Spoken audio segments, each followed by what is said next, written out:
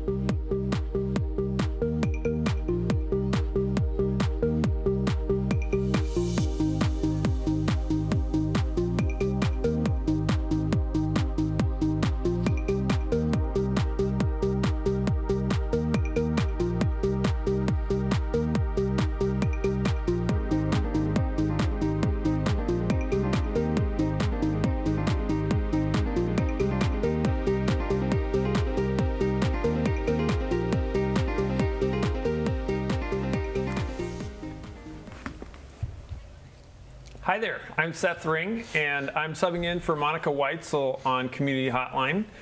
She's spending some time with her granddaughter. And today we have a couple special guests from Gresham High School, and we're going to talk a little bit about Les Mis. Yes. So if you guys would introduce yourselves, I'm going to let you take the wheel for a second here. Well, I'm Caitlin Allison. I am the assistant director of the show and also the stage manager of the show. And I'm Matt Cornett. I'm Jean Valjean in our production of Les Mis. I'm a senior at Gresham High School, and I've been in the drama department for 4 years. So I feel a little bit nervous to be around you guys. It's like actors, you know. And then a little bit later, we're going to have like a little miniature performance, right, with some of your talent, right? Yes, sir. All right. So tell me a little bit about Les Mis. I've seen only snippets and talked about it a little bit in like film classes, but maybe you could just kind of give me a brief overview of Les Mis. Sure. So it's based off of a novel by Victor Hugo, which was published in the 1860s, actually. And it centers around life in France around the time of the June Rebellion, which is about 20 to 30 years after the French Revolution.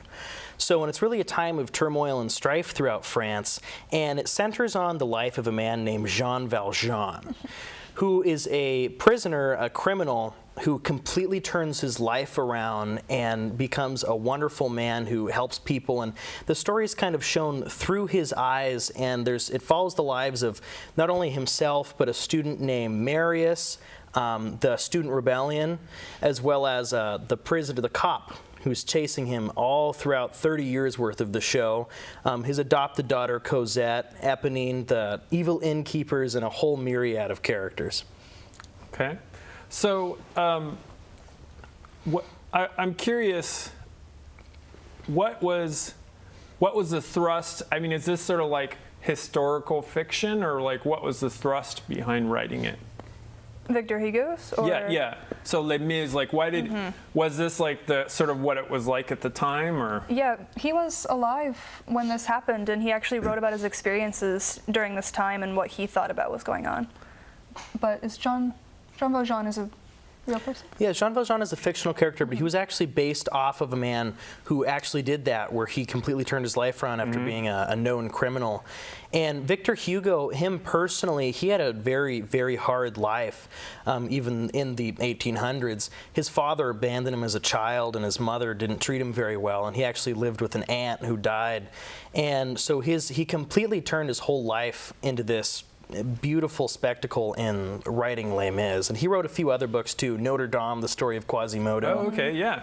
Yeah, it's a very celebrated author, and it's just wonderful. So what compelled you guys to want to, so you're the AD, right? Yes. And so tell and director, and tell me what compelled you guys to want to like work with this play, like what resonated with it? Well, a lot of how we choose our plays is we look at first the students that we have to see if we have the basics, like who can do what vocally.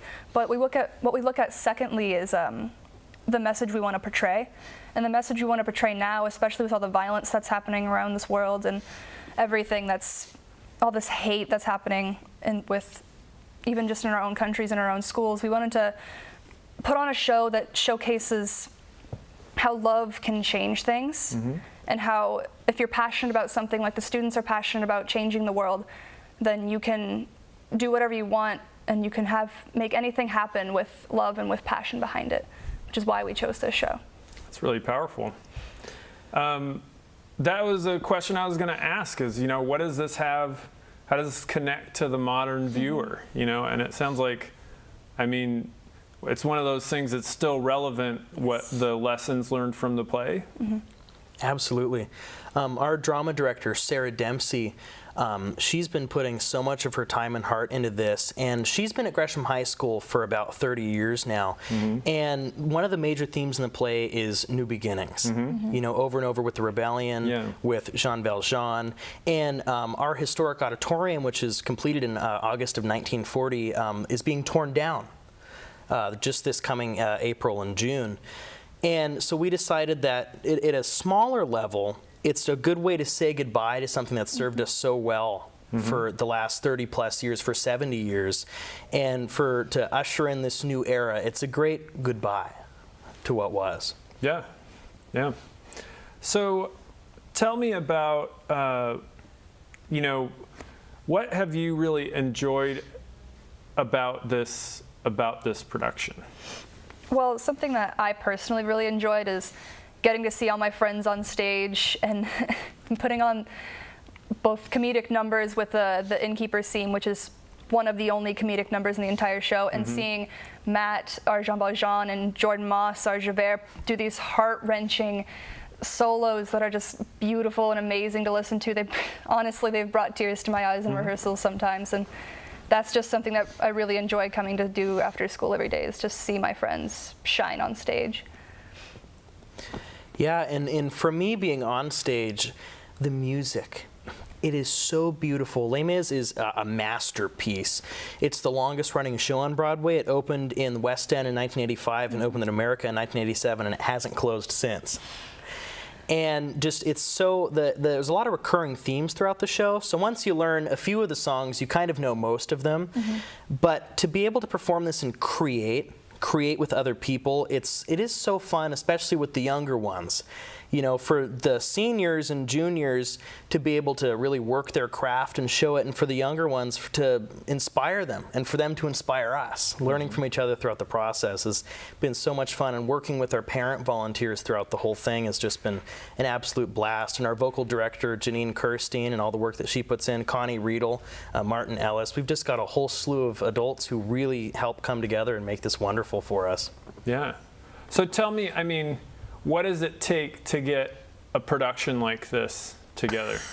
Well, what we personally do at Gresham High School is we do these things we call Saturday work parties, which is where the whole cast and some crew members who aren't in the cast come and we build the sets, we paint the sets, we have wonderful parent volunteers of past students who make our costumes for us, Annette Durheim and Clary Reynolds. They come and they make the costumes, which are phenomenal. There's no other word besides phenomenal for them. Mm-hmm. And we do those Saturday work parties, and we have rehearsals every day to make sure we're getting our lines down and make sure the music is working and our blocking is put together. So it's a lot of hours, but they're a lot of fun hours. Yeah. So speaking of which, talking about building up the sets, I think we're going to be queuing up a couple photos here that it sounds like you took, Matt. Yeah. And maybe you could just kind of walk us through what we were talking about, like what it took to put this together. So those two hard workers right there on the left, we have Dawn Edwards, hard at work sawing through our wall. And on the right is Annette Durheim, one of our head costume ladies, between her and Claire. And these are two of the very important parts of the theater process.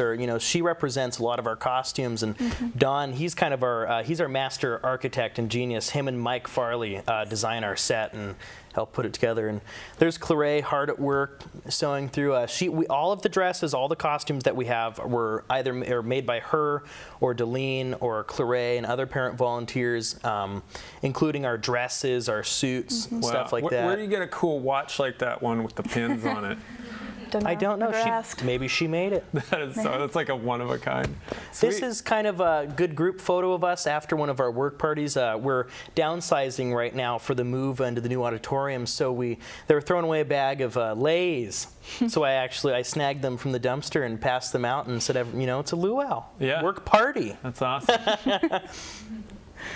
Oh, there's Jordan Moss, or Javert, practicing the number Javert's Suicide towards the end of the show. That's another huge turning point as he debates everything he's ever worked and lived for could be wrong. There's Connie Riedel in the front and Martin Ellis in the back. Connie Riedel, she's taught in the Gresham-Barlow School District for many, many years, since the 1980s, and Martin's actually toured the world doing organ and piano. He's a very, very prolific organist, and we're so grateful to have them. They're wonderful. There's Ron Wilson in the foreground there, working on our lights. Those are some fractals and whatnot that we're using in the show. Great. This is in the innkeeper scene, and you can see Madame Thenardier standing up there on the left and just having a big party. It's in their innkeeper, more of a tavern, more of a party bar. And she's currently making fun of her husband, who is laying down on the table with a colander, with a strainer. That costume's sweet. That's actually just our rehearsal. Oh, it's just rehearsal. Okay. Yeah. Just your regular. There's Mike Farley there. He's currently our master carpenter for the show, working with Jordan Moss. You can see a group of students bringing parts in. That's actually in the old Gresham Woods shop. And we were actually given that to use as our carpenter hall for putting on building the productions after the wood program ended. And there's Sarah Dempsey right in the middle, and a good group of our guys, most of them from construction crew. That mural was actually painted by a past student that's backstage. It says, "We love this place." It's one of our mottos. And this is after just a really wonderful work party that we had, clearing out some flats from back there with those smiling faces. There's Janine Kirstein right there, one of our vocal coaches. She's kind of the head choral director of the show. This was during a rehearsal in the choir room, just singing through the music, working on it. You can see Chloe. Yeah. Here's another angle of what's going on. Connie on the piano, Miss Kay directing. We've got some of the other students. A lot of this was taken during the students' part in the show, the Student Rebellion. This is some songs from that. Here's some of our paint crew hard at work. A lot of them are freshmen and sophomores, and they're already contributing a lot to the process. You can see they're painting a window frame before it gets detailed and put up on the walls that we have for our set. Those are the walls. They're very, very heavy. They take about 15 guys to carry in from the wood shop. Got to go all around to the back barn doors of the auditorium. They're actually plastered for texture. Chloe Hallberg and Tess Wicks did a lot of the designing for that, along with Sarah Dempsey. And right now they're actually being painted currently tonight. There are students actually at work doing that. There's just a good scene from the innkeeper scene, raising a glass to the master of the house. And you guys are drinking root beer in those pictures, correct? Yes. All right, Just good old dihydrogen monoxide. Okay. And there, that's just a good angle of the whole stage area. You can see it's a really grand theater, like from the 1940s. Really nothing like it left in the area, completely unique. And you can see the pianists there, and we've got the huge set going on, and it's really going to be kind of a minimalist set. We're doing some cool down lighting for the show, which we don't usually do. The lighting is going to be wonderful. There's Andrew Diedrich, the male innkeeper at Thenardier, laying down a good dance. Yeah. You know, getting the patrons ready for a night of fun. Yeah. There's Chloe Hallberg again. You can see the detail actually on the bricks that they're doing in the joint compound, the plaster that they're putting on there. So are the cast also involved in the creation of the set? Definitely. Yes. That's great. If you're in the cast, you're kind of required to be part of the That's heart and soul right there. That's great. Oh yeah, we give it everything we've got. Sweet. Well, I think that we're actually going to be doing a little snippet of a performance here in a second. Can you kind of like let me know what the performance is about, and while our singers get ready? Sure. So Troy Chiddock, who is portraying Marius, Chloe Hallberg, who is portraying Eponine, and Tess Wicks, who is portraying Cosette.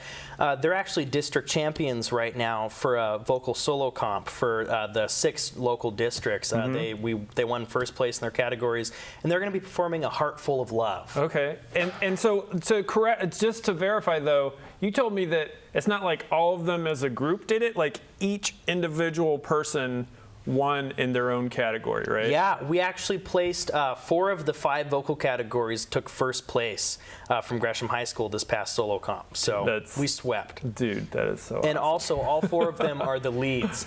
And they're some of the leads in Les Mis. That is excellent. All right, well, we're gonna let them take it away. Great. A heart full of you, a single look and then I knew it too. These are words he'll never say, not to me. from today. Not to me, not for Every me. day. His heart It isn't a dream, not a dream.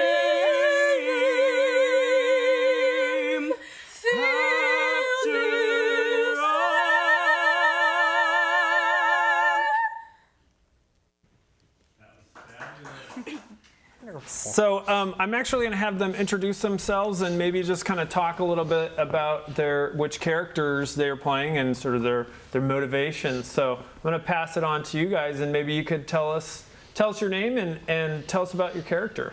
Hi, I am Chloe Hallberg. I'm a junior at Gresham High School, and I play Eponine in the musical Les Mis. Eponine is just a really strong and brave character. I really look up to her. She's the daughter of the Thenardiers from the innkeeper scene, as you guys saw. And they're kind of greedy people. Because there's so much poverty at the time, they have to steal, and they don't really have good morals. But Eponine, I think she has really great morals, and I think that's why she's in love with Marius. Throughout the whole show, she's just expressing her love for him because she has good morals and she just looks up to him so much. And because she comes from such a low-class family, I think he just doesn't really see that in her. And throughout the whole play, it's just her struggling with that and accepting that she loves him so much and he'll never love her back. And that's kind of what her character's all about. And I am Troy Chiddock. I portray Marius in Les Miserables. Eponine and Cosette both fall in love with Marius, and it creates this conflict, and it's quite an emotional one. Marius believes in equality, and equal pay, and everyone should have just fairness in society, and that's not what's happening in this time of poverty. So that's what Marius and the other students are fighting for in this rebellion. As they build this barricade, they are fighting so that everyone can be free and that everyone can have an equal world. And hi, I'm Tess Wicks, and I portray Cosette. And basically, I am the daughter of Fantine, one of our leads, and my mother dies. And Jean Valjean takes me in as his daughter and raises me to be a beautiful, happy, loving girl. And I fall in love with Marius. And so basically, my part in the show is falling in love with Marius and showing him that there is love at the end of the day, and even if something bad happens, you can rely on love. That is fabulous. Thank you all so much for coming in and doing that performance for us. We really appreciate it. Thank you for having us. That was just like a little snippet, right? How long is the actual play? Roughly, we're doing the school edition, so ours is roughly a little bit over 2 hours with an intermission. Yes. Whereas the Broadway show, the full script, is about 2.5 to 2 hours and 45 minutes, depending on the cuts made. Yeah. Still, that's a long time. That's a long haul, right? Yeah. So, tell me, it's about a student rebellion. Does that resonate with you guys at all, like given current times and whatnot? I think it's, like I was saying earlier about the students banding together or something they're passionate about can lead to big change. I think it's a good lesson to show younger audiences, especially like our peers, that we can make a difference no matter how young we are. Yeah. It's really interesting because we can see the youth of that time rising up, because these were real events. They saw the injustice in the society and decided to take action. That's the first step to doing anything good, is taking action. And we see a lot of our youth today doing that throughout the country right now, especially, and it's really inspiring. Yeah, I mean, that's something that really resonates with me. And so, like, I work with a lot of youth, and I think some people write youth off as punk teenagers, but it's like there's so much. I think it's one of those things, like I love working with teenagers and youth because there's so much creativity and there's so much to be said, and I think it's just about like listening, and you may not like everything you hear, but I'm sure you don't like everything I say either. And to find common ground, it's a good thing. Exactly. Well, And I really like the theme with Les Mis, that it's applicable even today. It's not just something that happened in France a long time ago. It's something that could be is happening today, right? Depending on which country you're in or what time period you're in, right? So tell me, we need to have the deets now. Tell us about when it's showing and where people can go see it. We are opening on March 9th, which is next Friday, and we will be going through March 9th and 10th at 7 p.m., and then we will also be showing the next weekend, March 15th, 16th, and 17th, also at 7 p.m., and we're doing a matinee showing on March 18th at 2 p.m. Okay. How much will it cost? Tickets will be $14 for adults and $12 for seniors or students of Gresham High School, and we are showing it at Gresham High School in our auditorium. Okay. So basically, for the price of like 3 cups of coffee, I can go watch like a really high quality play.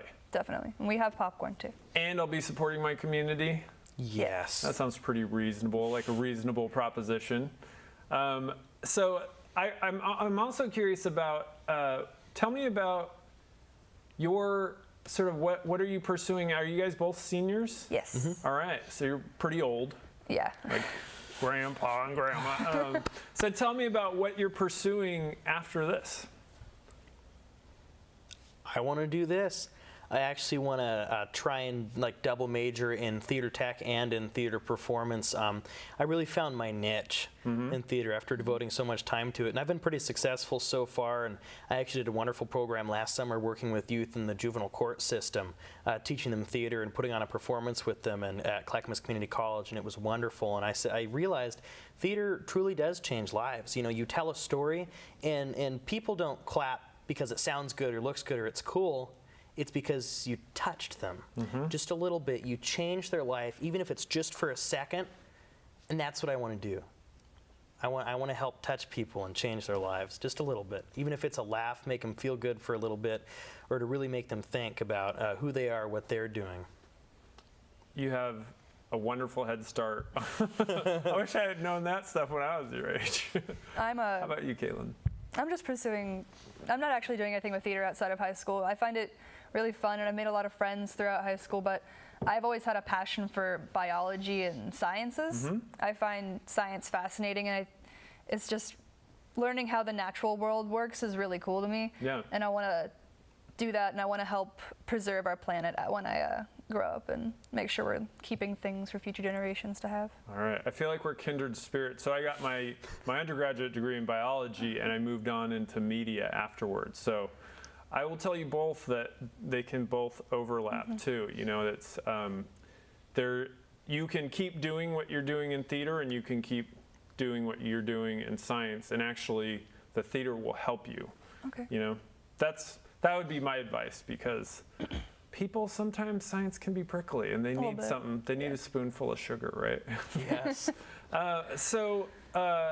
We have about 2 minutes left here. Is there anything that you would like to tell people at home, you know, why they should go and see this play, or why they should support Gresham High School Theater?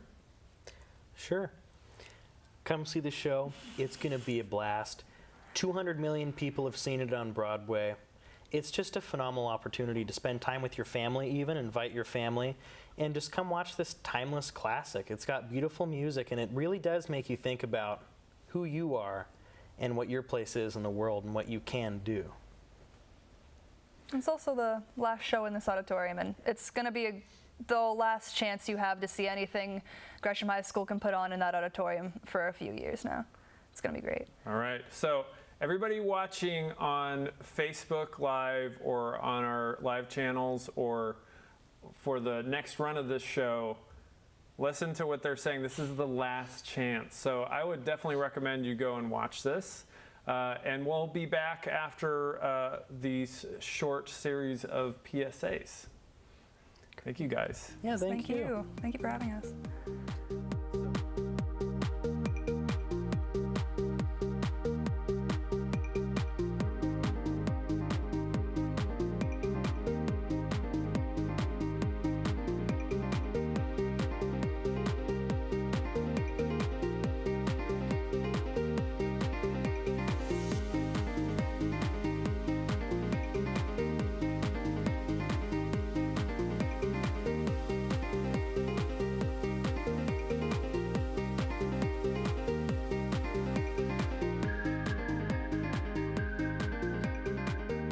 Community Hotline is made possible with generous support by Gresham Ford, the dealer with a heart.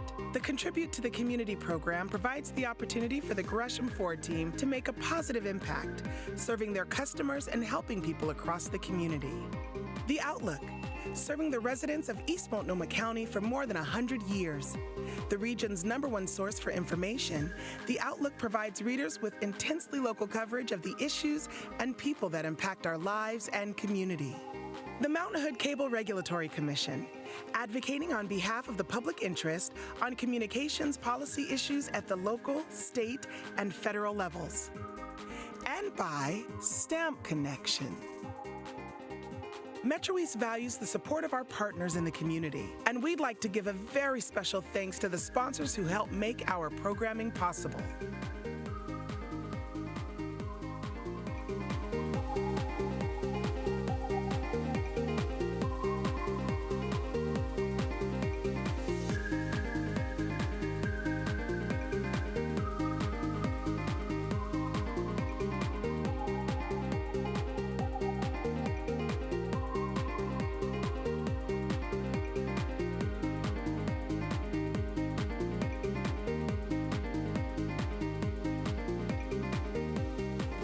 Hi, I'm Alonzo. Hi, I'm Kimberly. And we're with the Black Parent Initiative. Every week, Community Hotline makes sure nonprofits like ours gets the word out. Tune in every Wednesday at 7 to find out what's going on in your community.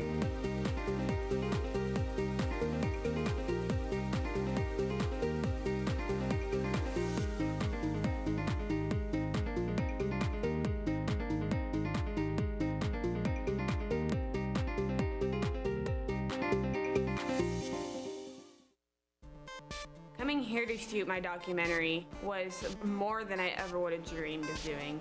This is a community media station. It was phenomenal. Ready, camera one. What is it about this place that makes so many different people come together? Ready, camera two. Very professional, experienced people. You can use these industry standard pieces of equipment. Ready, camera three. Take 3.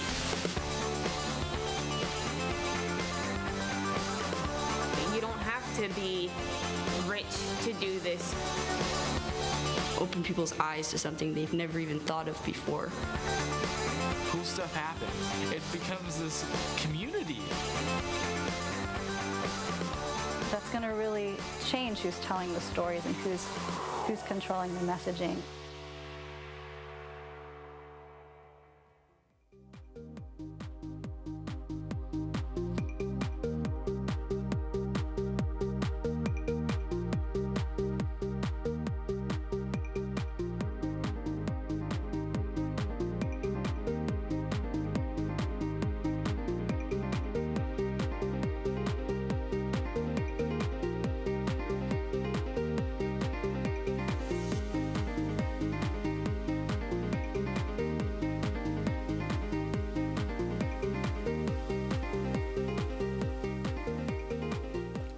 All right, welcome back, folks. We're on our next segment, and I have Billy Dimes right here. He just wrapped making a documentary called Solo, which I'll let him handle that. And then we have Danny here that she's going to tell. You were one of the not characters, but one of the people.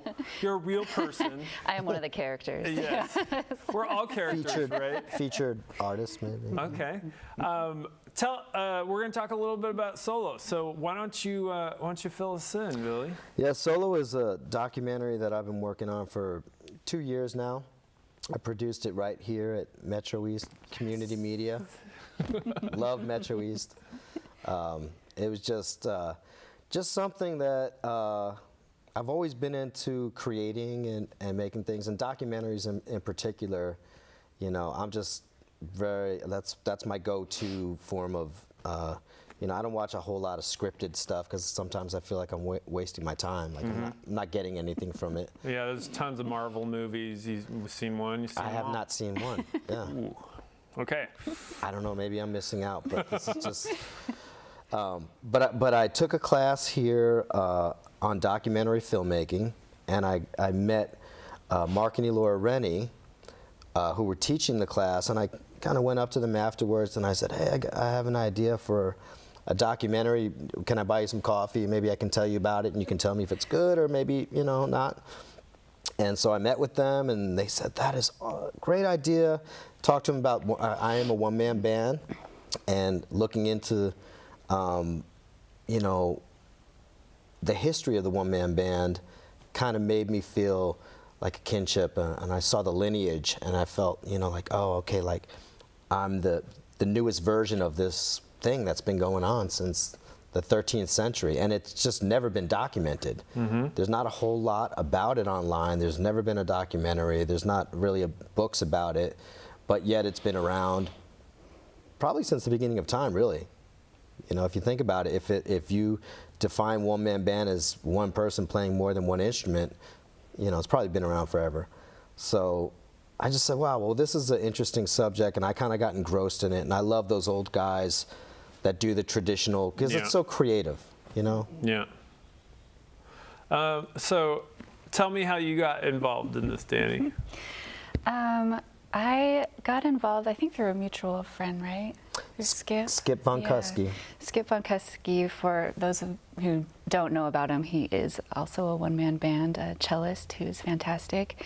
And he, I think, recommended me to Billy, and then Billy and I just got together and found that we had a lot of things in common, and did the doc, and then kind of struck up a friendship from there. And yeah. So you technically broke the one-man band rule, but one-man bands can interact with each other. That's legit.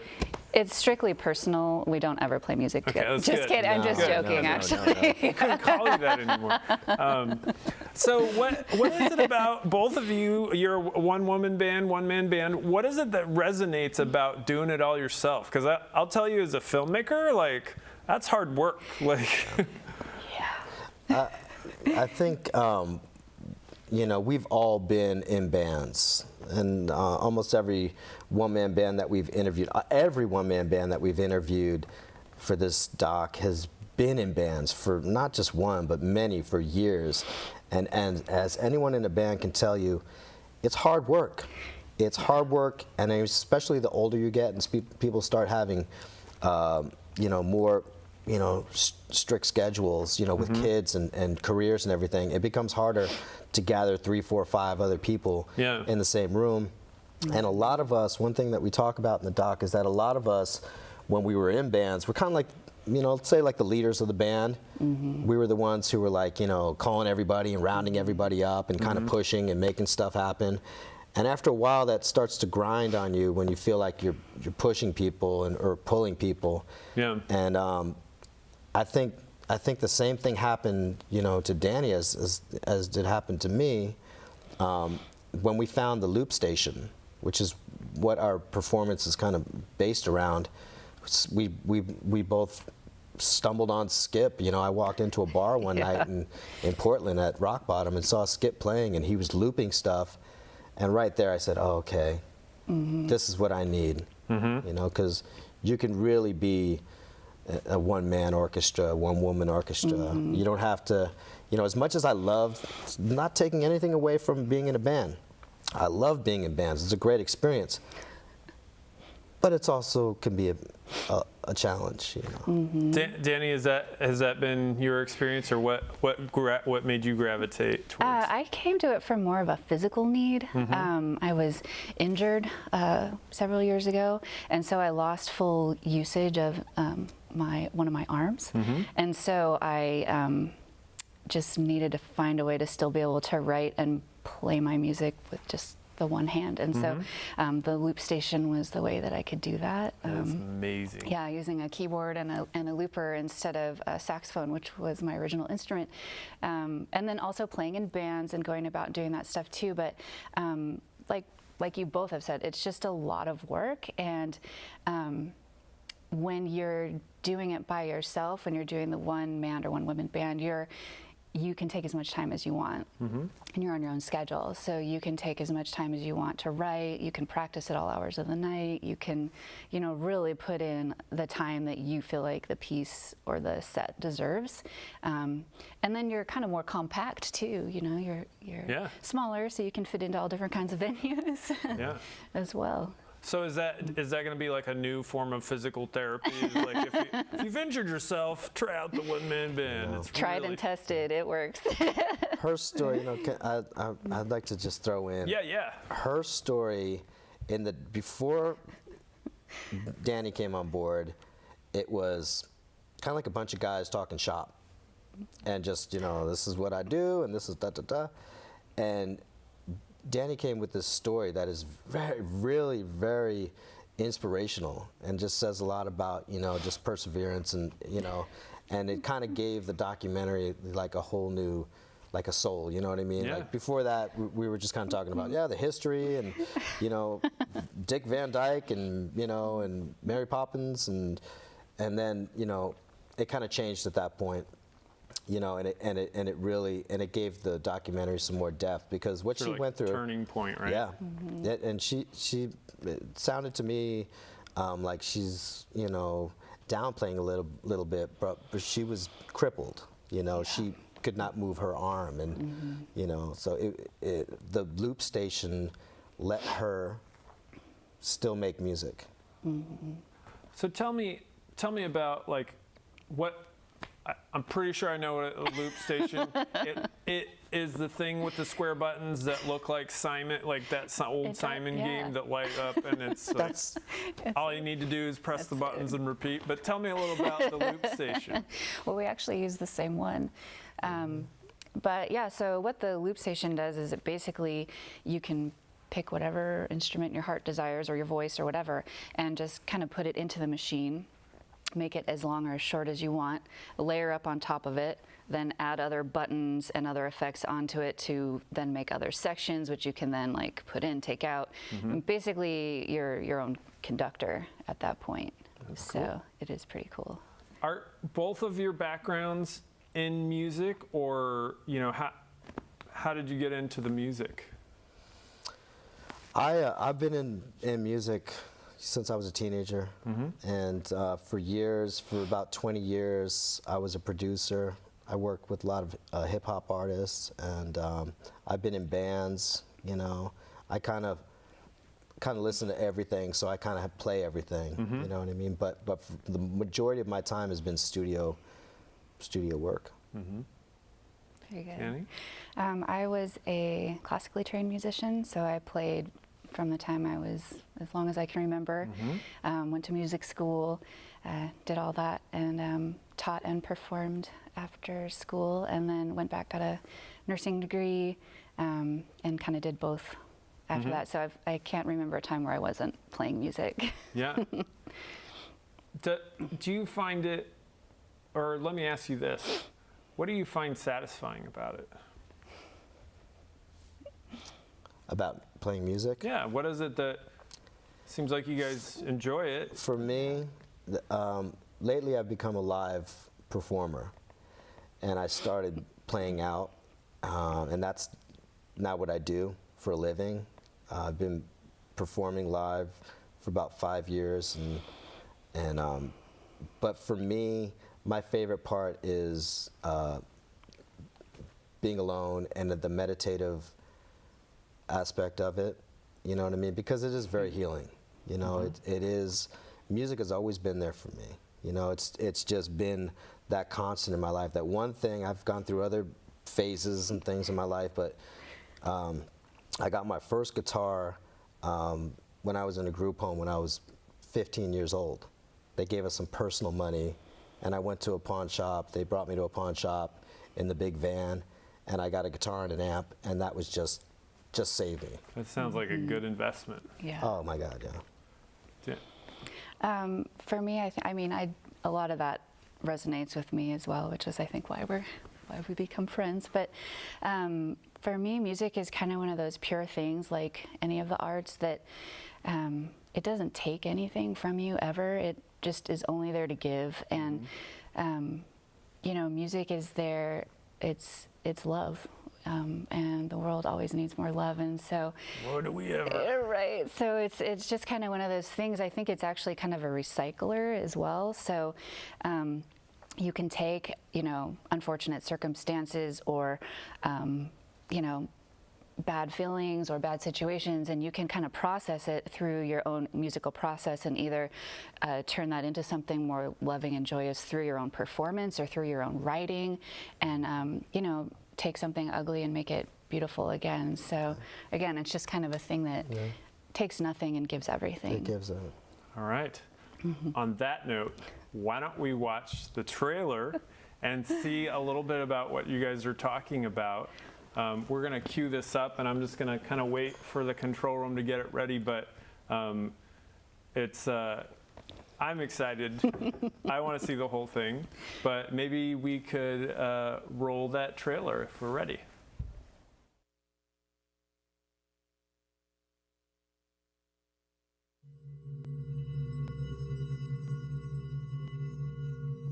I think one of my first experiences with a one-man band was back in Butte, Montana. And I wandered into this, there was a bar in this strip mall, and there was this one guy up on this 6x6 stage that sat about 5 feet off the main floor, and he had things attached to both feet, both arms, and he had things strapped around his neck and his head. It was atrocious.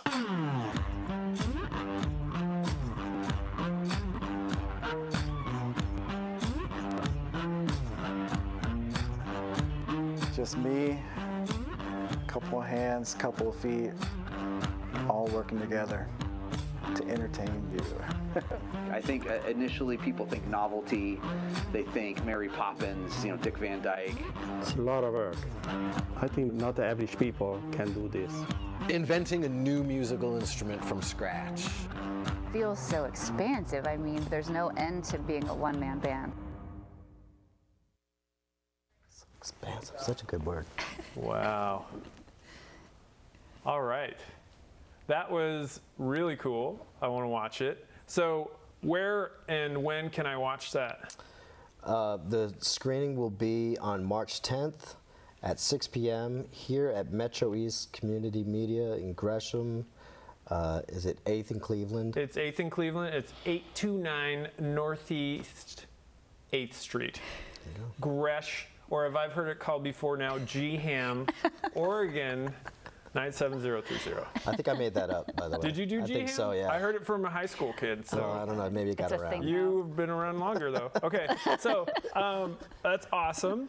Real quick, why don't you tell me about sort of the support that you got from MetroEast to work on this? Oh man, I don't know where to start. I came to Gresham when just kind of trying to find my way, and I was at a function at a school, and Monica Hines Weitzel was there, and she had set up some information at a table, and I walked over and introduced myself. What do you got going on here? And she explained to me, okay, so you can make your own TV shows, you can do, production, you can do, we have classes, we have, and it just blew my mind. I didn't know that this type of thing existed. I just didn't know. And so eventually made my way down here, and this project wouldn't have happened without MetroEast.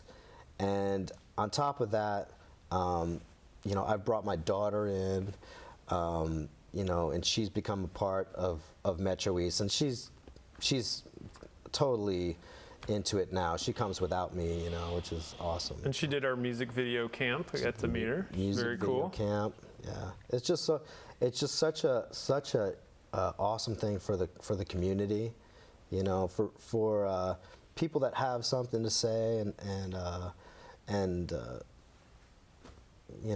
no way to get it out there, because the entertainment industry is really very seemingly like a big machine, and and this gives people a voice that may not otherwise have a voice. We're about to close here. If and you guys can both say a little something about why should people come to your opening and watch One Man Band? Well, you could probably tell from the trailer, a lot of love and work went into making the film. I think people will get to see a lot of different kinds of musicians, a lot of different types of one-man bands, also just really cool history and footage, and it'll just be fun. And the movie's just beautifully done. I think one-man bands are really, at the end of the day, just a testament of DIY. And, just, no matter what, if it's being in a band or anything else in life, you know what I mean? Sometimes it's better to just grab the ball and run with it, like a lot of these guys are doing and have been doing for a long time now. All right. Well, you guys heard it from these two. So One Man Band coming up. You can check out your website. What is it? We're on Facebook under solo. Well, you can do solo-doc, and that you will find the Facebook. But my website is William Spillette, SPILLETTE.com, and that's kind of the hub for everything that I do. Okay. All right. So we're going to have to go here. I'm filling in for Monica Weitzel. I'm Seth Ring, but it's been really great talking to all of our guests tonight, and thanks, Will, and thanks, Danny, for coming. We'll be seeing you guys again next week.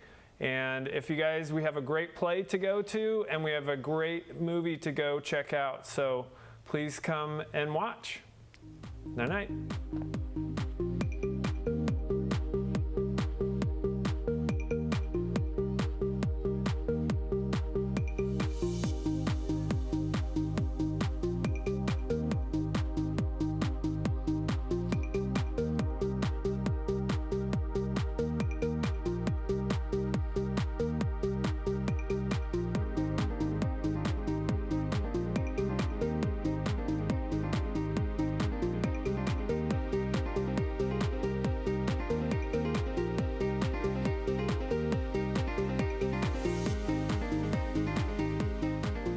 Hotline is made possible with generous support by Gresham Ford, the dealer with a heart. The Contribute to the Community program provides the opportunity for the Gresham Ford team to make a positive impact, serving their customers and helping people across the community. The Outlook, serving the residents of East Multnomah County for more than 100 years. The region's #1 source for information, The Outlook provides readers with intensely local coverage of the issues and people that impact our lives and community. The Mountain Hood Cable Regulatory Commission, advocating on behalf of the public interest on communications policy issues at the local, state, and federal levels. And by Stamp Connection. MetroEast values the support of our partners in the community, and we'd like to give a very special thanks to the sponsors who help make our programming possible.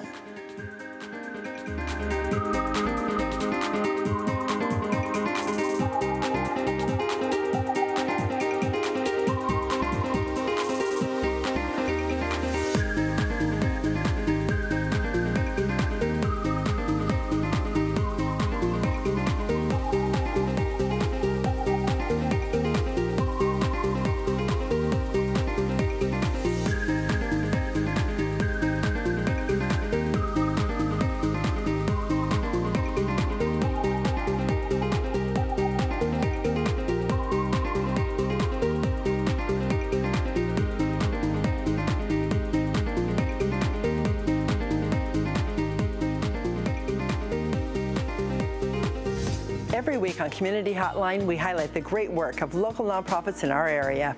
And now you can also see us on our live Facebook feed, 7 p.m. every second and fourth Wednesday of the month. So tune in and find out what's going on in your community.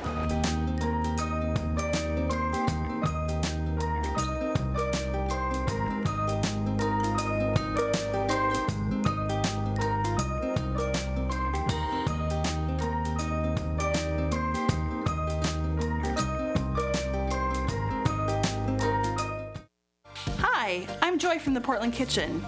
Community Hotline has been devoted to supporting the work of local nonprofits for over 20 years. With 40+ shows a year, featuring more than 100 nonprofit guests, MetroEast is the go-to place to find out about the great work of nonprofits like ours. Tune in every Wednesday at 7 to see the show.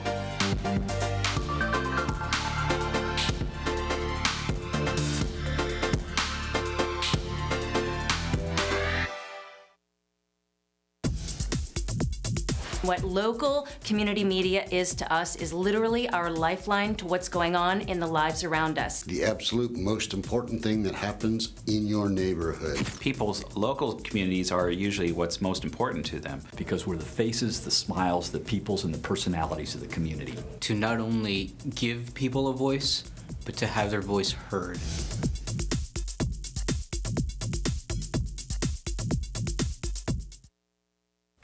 Hi, I'm Multnomah County Commissioner Jessica Vega Peterson. Tune in to Community Hotline Wednesdays at 7 p.m. and you'll find out about local issues and organizations making a positive difference in our community.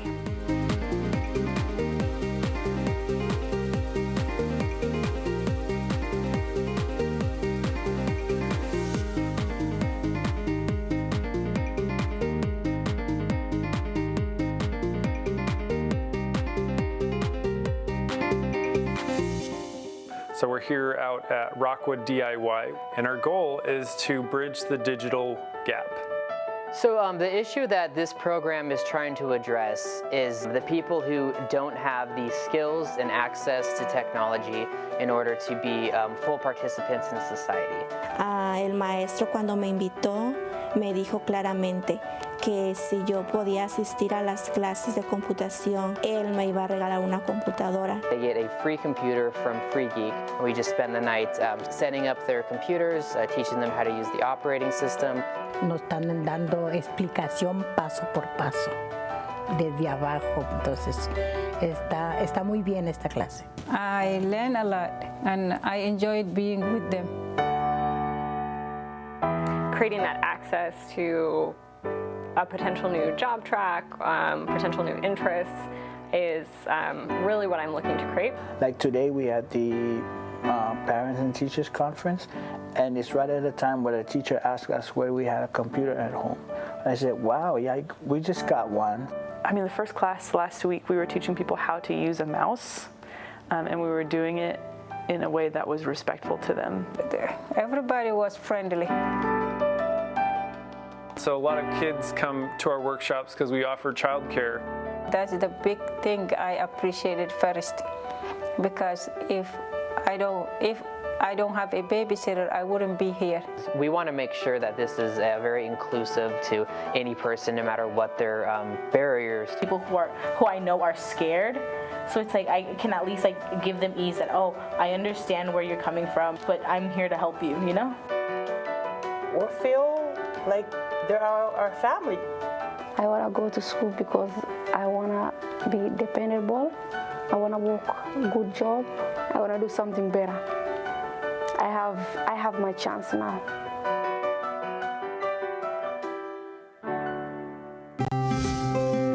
Everyone deserves a chance to find a place in their community, express their culture, and have the opportunity to better their life.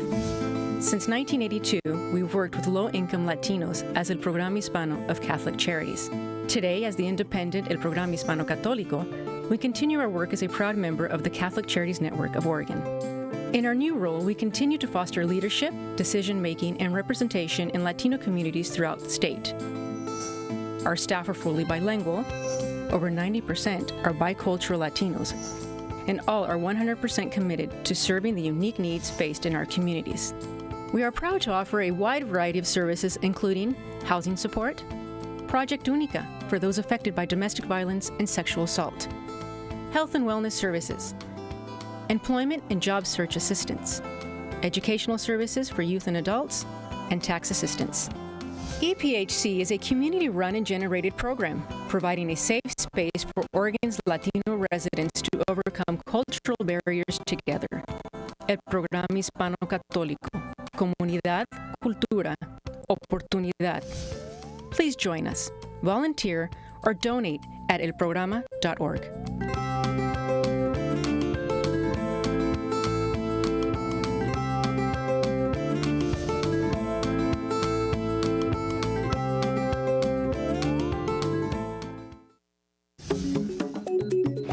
Community television is what participatory democracy is about. Like my friend Laird Ross says, it's the last great American soapbox. It gives me a voice. And I'm glad it's available. It's incredibly important to protect a place where all users of locally based nonprofit media have a place to speak and share their stories.